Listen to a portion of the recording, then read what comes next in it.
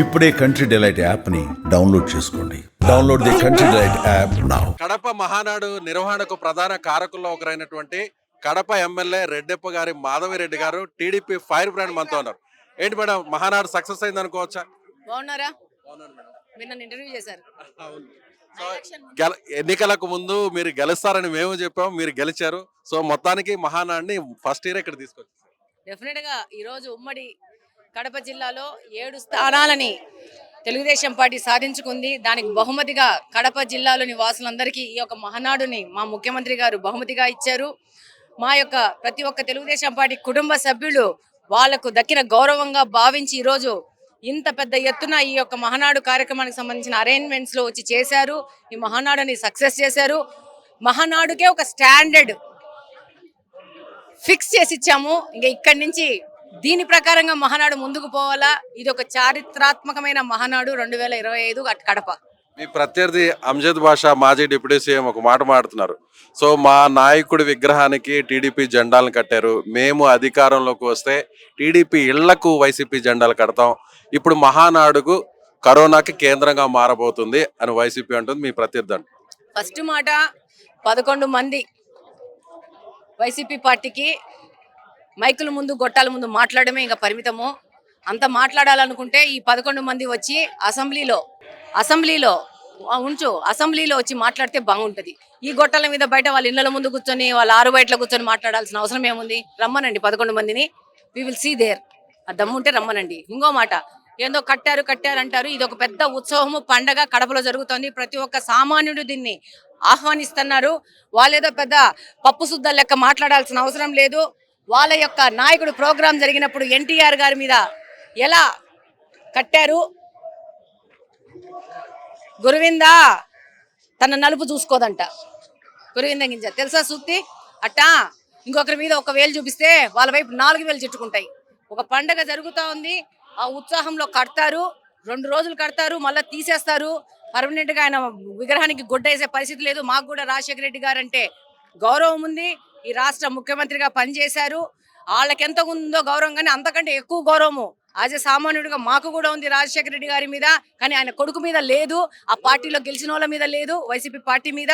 అవినీతి చేసి బొక్కిపోయి ఊరికి ఇట్లా మా గొట్టాలు తీసుకొని మాట్లాడుతున్నారు తప్పితే ముందు మన గబ్బు చూసుకొని పక్కన వాళ్ళ గురించి మాట్లాడితే బ్రహ్మాండంగా ఉంటుంది. కడపలో టీడీపీ జెండానే ఎగరవేను అని చెప్పి గతంలో చెప్పారు వైసీపీ నాయకులు, డిప్యూటీ సీఎం కావచ్చు, ఇతర నేతలు కావచ్చు. ఇప్పుడు ఏకంగా ఇక్కడ టీడీపీ మొత్తం రాష్ట్రాన్నే తీసుకొచ్చేసారు మాధవిరెడ్డి గారు, శ్రీనివాసరెడ్డి గారు. అంటే ఏమంటారు? వాళ్ళల్లో ఇప్పుడు మీతో మాట్లాడిన వాళ్ళు ఒకడు మాట్లాడినాడు, నా ఇంటికి వస్తా, ద్వారకా నగర్కి వస్తా, ఏం చేస్తావు అని.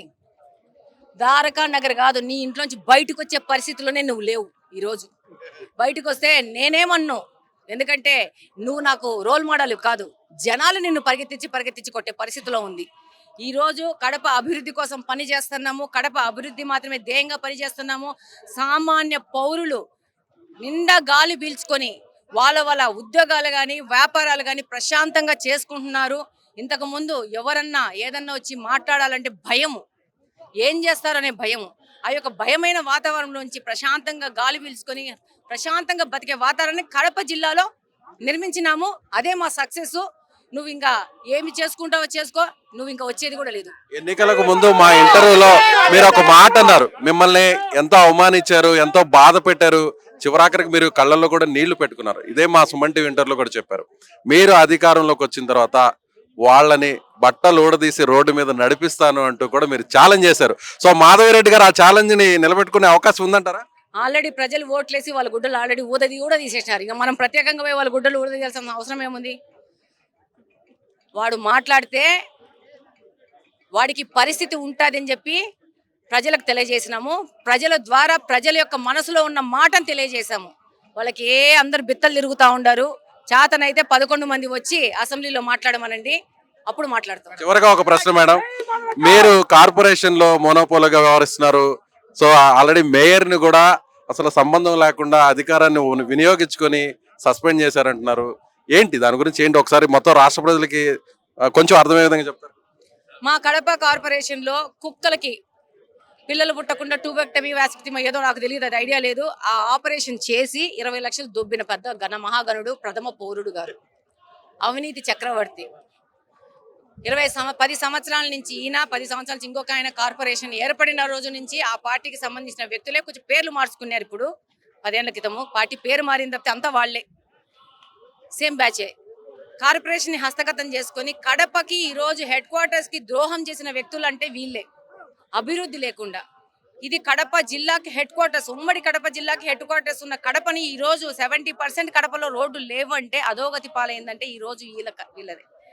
అవినీతి చేశాడు, ఆధారాలతో సహా అది నిరూపితమైంది. చర్యలు తీసుకోమంటారా లేదంటారా? మిమ్మల్ని అడుగుతున్నా నేను. తప్పు చేస్తుంటే ఎవరి మీదనే చర్య తీసుకో. అవినీతి చేసినాక ఆధారాలతో పాటు పువ్వు అయినాక ఎంత పెద్ద వ్యక్తి అయినా చర్యలు ఉంటాయి కదా, ఆ చర్యలే ప్రభుత్వం తీసుకుంది. ఆయన ఎక్కడ ఉండాలో ఆ యొక్క స్థానం చూపించింది.